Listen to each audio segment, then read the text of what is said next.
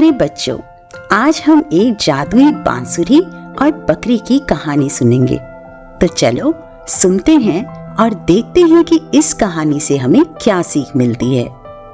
एक छोटे से गांव में जहां चारों ओर हरे भरे खेत थे, एक लड़का रहता था जिसका नाम था कार्तिक। कार्तिक को संगीत बहुत पसंद था, लेकिन उसके पास कोई संगीत का वाद्य यंत्र नहीं था। वह अक्सर सोचता था कि काश उसके पास एक बांसुरी होती जिसे बजाकर वह अपना मन बहला सकता। एक दिन जब वह खेतों में टहल रहा था, उसने देखा कि एक पुराना पेड़ नीचे गिरा हुआ है।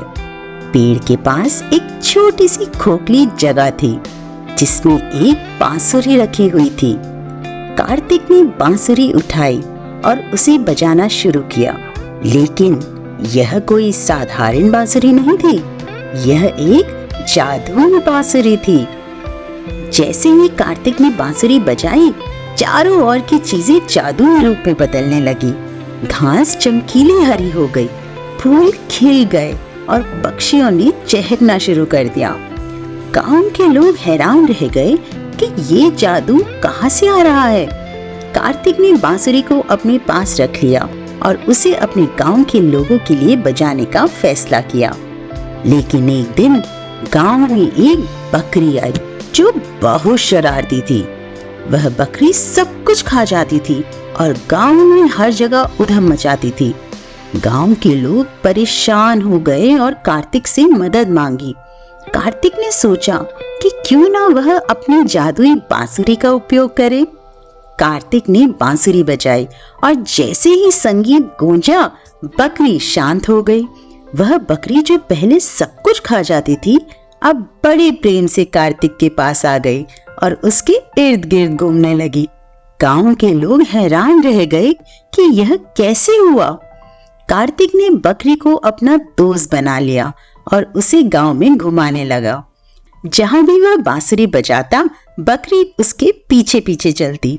गांव के लोग बहुत खुश हुए कि अब बकरी शांत हो गई थी और वह किसी को परेशान नहीं कर रही थी। इस तरह जादुई बांसुरी ने गांव में शांति और खुशी का माहौल बनाया।